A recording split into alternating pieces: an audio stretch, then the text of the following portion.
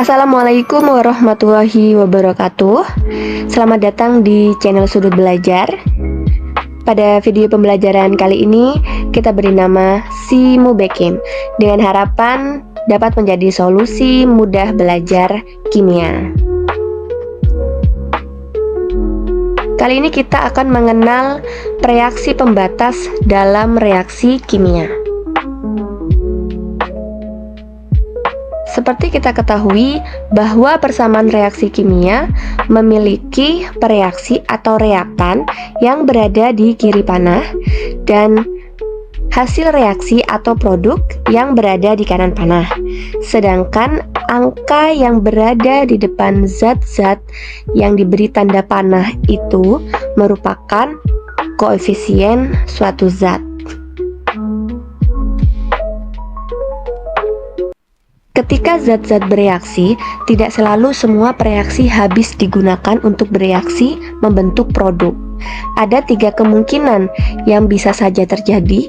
Yang pertama, kedua pereaksi habis. Kedua pereaksi tidak habis atau tidak tersisa. Dan ketiga, hanya salah satu pereaksi habis dan lainnya tersisa.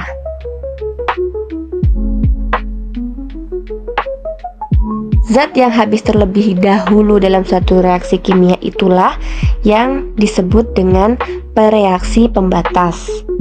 Reaksi pembatas juga menentukan jumlah maksimum produk yang dapat terbentuk, atau reaksi pembatas ini membatasi jumlah produk yang dihasilkan. Oleh karena itu dinamakan dengan reaksi pembatas. Jika kita sudah dapat menentukan reaksi pembatas, ini juga bisa menjadi dasar untuk perhitungan kimia lebih lanjut. Entah itu mungkin ditanya berapa zat yang tersisa, berapa produk yang dihasilkan. Ini bisa kita tentukan melalui reaksi pembatas dan dilanjutkan dengan perhitungan kimia lebih lanjut. Zat lainnya yang masih tersisa setelah reaksi selesai disebut sebagai pereaksi berlebih.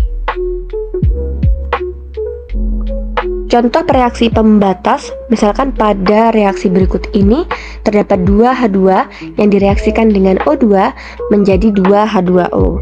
Jika kita memiliki 4 mol H2 dan 1 mol O2, maka O2 adalah reaksi pembatas. Sesuai dengan persamaan reaksi di atas, 2 mol H2 hanya bereaksi dengan 1 mol O2 untuk membentuk 2 mol H2O. Karena kita hanya memiliki 1 mol O2, hanya 2 mol H2 yang dapat bereaksi, meskipun kita memiliki 4 mol H2. Oleh karena itu, O2 habis terlebih dahulu sehingga disebut dengan pereaksi pembatas.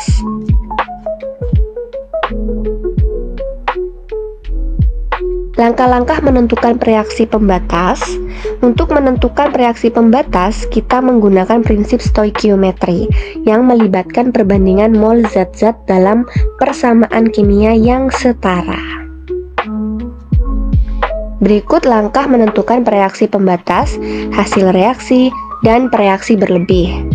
Pertama, kita tuliskan persamaan reaksi yang setara. Kedua, hitung jumlah mol per reaksi. Ketiga, bandingkan perbandingan mol masing-masing reaksi dengan koefisien. Keempat, menentukan reaksi pembatas. Perbandingan mol dengan koefisien yang paling kecil. Kelima, hitung jumlah zat yang terbentuk. Dan keenam, hitung reaksi yang tersisa.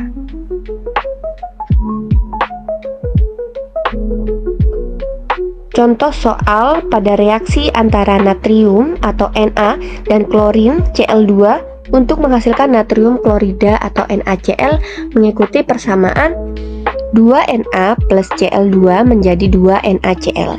Jika tersedia 6 mol natrium dan 2 mol klorin, kita disuruh menentukan reaksi pembatas, berapa mol NaCl yang terbentuk, dan berapa mol reaksi yang tersisa setelah reaksi selesai. Penyelesaiannya kita gunakan langkah-langkah yang sudah disebutkan sebelumnya.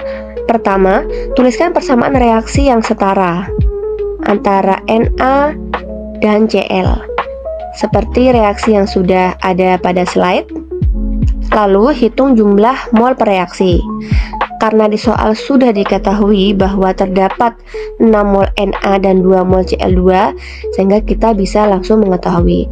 Namun jika pada soal masih dalam bentuk gram atau mungkin volume, kita harus mengubah terlebih dahulu menjadi satuan mol. Langkah selanjutnya kita bandingkan perbandingan mol masing-masing per reaksi dengan koefisien dan menentukan reaksi pembatas. Dari persamaan reaksi, perbandingan mol Na dibanding Cl2 sama dengan 2:1. Ini berarti untuk setiap 2 mol Na diperlukan 1 mol Cl2. Untuk 2 mol Cl2 berarti dibutuhkan Na sebanyak 2 kali 2 sama dengan 4 mol Na. Kita memiliki 6 mol Na, jadi hanya 4 mol Na yang akan bereaksi. Cl2 akan habis terlebih dahulu dan menjadikannya sebagai reaksi pembatas. Langkah selanjutnya adalah menghitung jumlah zat yang terbentuk. Berdasarkan perbandingan mol, 1 mol Cl2 menghasilkan 2 mol NaCl. Jadi untuk 2 mol Cl2 NaCl yang terbentuk sebanyak 2 kali 2 sama dengan 4 mol. Lalu kita menghitung reaksi yang tersisa. Dari 6 mol Na yang tersedia, hanya 4 mol Na yang bereaksi, sehingga sisa natrium yang tidak bereaksi adalah 6 mol Na dikurangi 4 mol Na sama dengan 2 mol Na. Kesimpulannya, pada soal tersebut, reaksi pembatas adalah Cl2, jumlah NaCl yang terbentuk sebanyak 4 mol, dan reaksi yang tersisa adalah 2 mol Na. Peran reaksi pembatas dalam reaksi kimia. Reaksi pembatas memiliki peran penting dalam reaksi kimia, karena ia membatasi jumlah produk yang dapat terbentuk. Hal ini penting dalam pengaturan reaksi kimia, terutama dalam industri kimia di mana reaksi berharga dan produk yang diinginkan harus dioptimalkan. Dengan mengetahui reaksi pembatas, ilmuwan dan teknisi dapat menentukan berapa banyak produk yang dapat diperoleh dari sejumlah bahan yang diberikan. Contoh penerapan reaksi pembatas dalam kehidupan sehari-hari. Pada industri kimia, dalam proses pembuatan amonia melalui proses Haber, jumlah nitrogen dan hidrogen yang digunakan harus disesuaikan agar reaksi berlangsung efisien. Reaksi pembatas mempengaruhi jumlah amonia yang dapat diproduksi.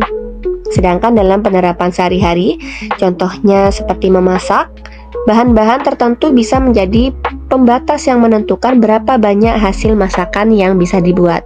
Misalnya, jika sebuah resep membutuhkan 3 telur untuk membuat 12 kue, tapi hanya ada 2 telur, maka telur menjadi pembatas dan jumlah kue yang dapat dibuat pun berkurang.